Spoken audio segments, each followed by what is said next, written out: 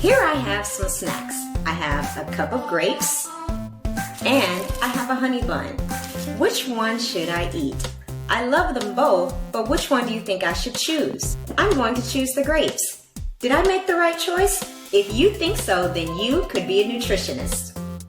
A nutritionist is a person who chooses yummy and healthy meals to help others reach their goals in living a healthy lifestyle through food. Most nutritionists start their careers by earning a degree in health sciences. Health science is the combination of applying science to improve the health of a person or an organism.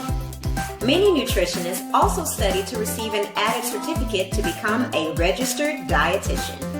But wait, you don't have to wait to be a grown-up to be a nutritionist. You can be one right now. Do you have any ideas how you can turn your love of healthy eating into making money? You can start with choosing healthy snacks and foods to eat with family members and friends.